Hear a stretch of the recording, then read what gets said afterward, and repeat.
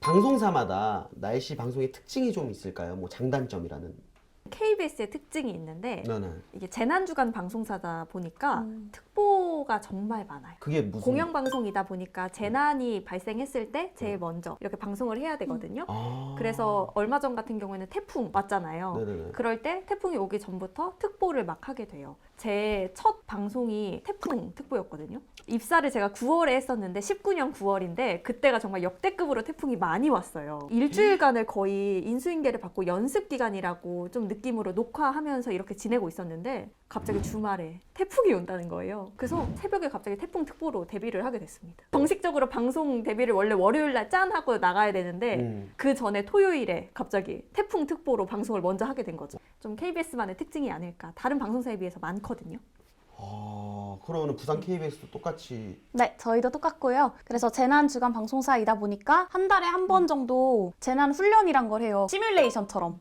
이런 게 발생했다. 그래서 기자 선배들은 리포팅하러 현장에 나가시고 저는 스탠바이에서 날씨 그대로 원고 작성하고 그 20분 안에 뭐 CG 선배들과 함께 같이 제작해서 내려가서 생방송으로 훈련을 하는 거예요. 지진이면 지진, 태풍, 집중호우, 폭염 이런 거 늘 그 기상 상황에 따라서 유동적으로 저희는 들어가기 때문에 마음의 준비는 늘 하고 있어야 되고요. 저는 심지어 본가가 서울이잖아요. 그래서 서울에 와서 이제 가족들이랑 막 밥 먹고 맛있다 막 이러고 먹고 있는데 소미 씨 부산 여기 서울 비 안 오죠? 부산은 비가 너무 많이 와서 혹시 지금 내려올 수 있어요? 네 알겠습니다. 짐 싸고 캐리어 들고 바로 내려간 적도 있어요.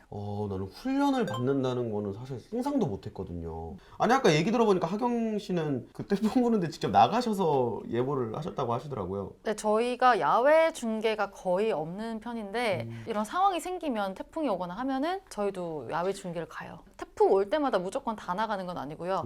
저희는 이제 수도권 방송이다 보니까 이 수도권 지역에 인접하에서 이제 태풍이 지나가거나 피해가 많을 거라고 예상될 때 그런 태풍이 올 때만 이제 나가서 야외 중계를 하죠. 특보 같은 경우에 대부분 이제 기자분들이 많이 네. 하시잖아요. 네. 처음 알았거든요. 기상캐스터분들이 나간다는 거를. 이게 또 방송사마다 좀 다르긴 한데 보통은 이제 기자분들도 나가시고 기상캐스터분들도 나가시고 있고 또 반반으로 나가는 것 같아요. 진짜요? 네.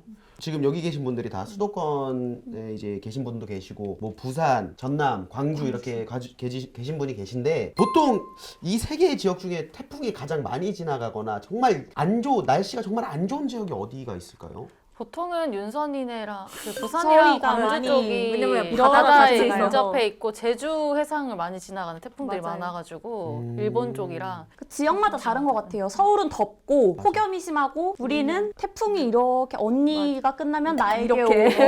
오고 동해상으로 빠져나가면서 점점 없어지는 형태의 태풍이 많거든요. 이렇게 올라오면서.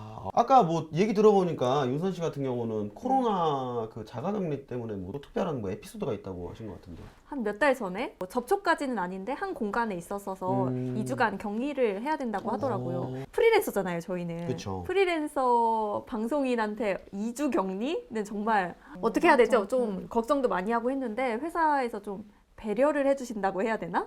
재택 방송을 했습니다. 근데 4만에 그러면 CG가 있는 거예요? 아니요, 그렇게까지는 못하고 네. 제가 회사에 나가서 할 일을 집에서 한 거예요. 원고 쓰고 CG 작업할 거 이렇게 선배한테 보내면 선배가 CG를 직접 제작을 해주셔서 제가 그걸 토대로 녹음을 하는 거예요, 집에서.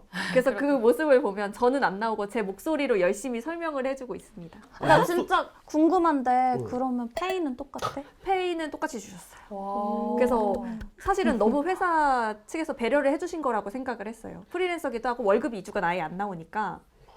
조금 날씨에 대해서 항의를 좀 받거나 근데 그거는 직접적으로 항의는 받지 않으시죠?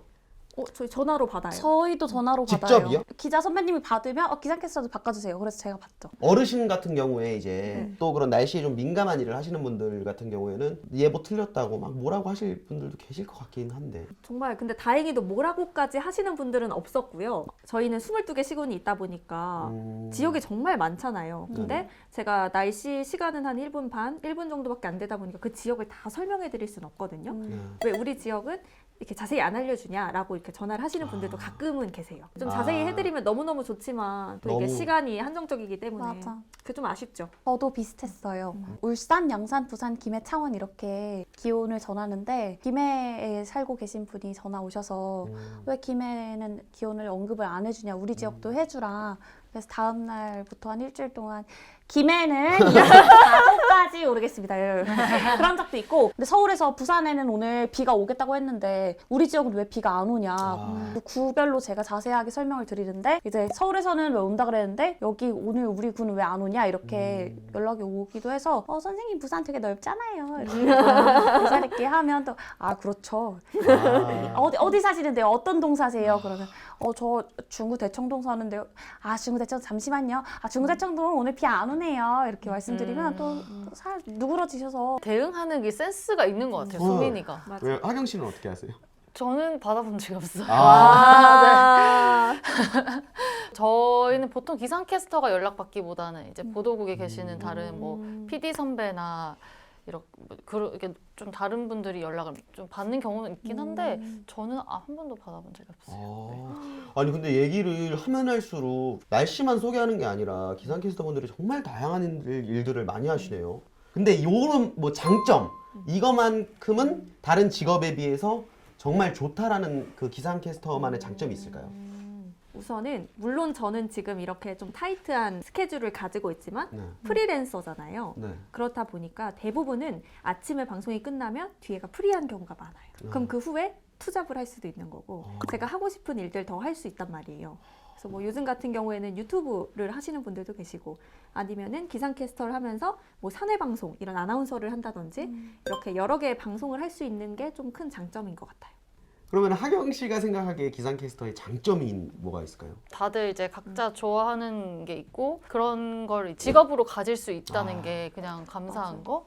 그냥 그런 건 것 같아요. 그래서 일을 하면서도 물론 뭐 안 좋은 일도 많고 스트레스 받은 일도 많지만 그냥 그래도 좋은 것 같아요. 그리고 또 날씨를 제일 최신 정보를 알 수 있다는 거. 이게 좋은 것 같아요.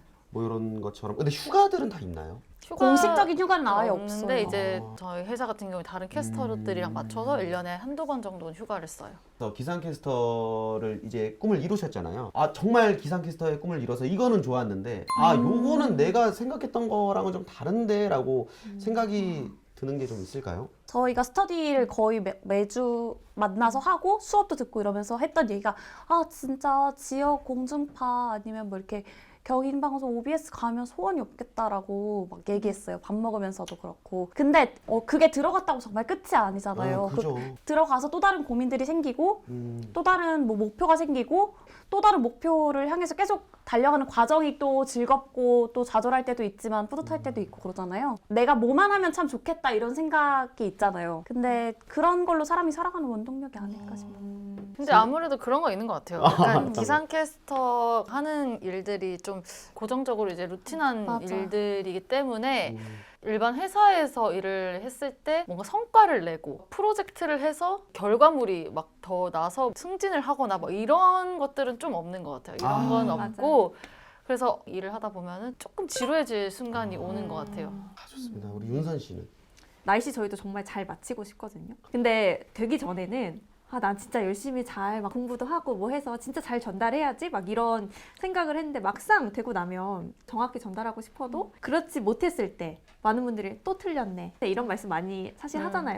저희도 어떻게 뭔가 더 할 수가 없으니까 그래도 그런 거 보면 좀 속상하더라고요. 또 이렇게 또 이런 장점이 있는가 하면 또 이런 또 단점도 있고 정말 이렇게 기상캐스터라는 직업이 힘들게 일하고 있구나 근데 또 열심히 일하고 있구나 약간 이렇게 생각을 해주셨으면 좋겠고 기상캐스터를 꿈꾸시는 여러분들이 이 방송을 보시고 다시 한번 마음을 좀 다잡는 기회가 됐으면 좋겠습니다. 그러면 오늘 얘기는 여기까지 해보도록 하겠고요. 다음 시간에도 더욱더 다양하고 재밌는 날씨와 기상캐스터에 관해서 여러분들께 재밌게 설명해 드리도록 하겠습니다. 그럼 인사드리도록 하겠습니다. 날씨 왜 이래!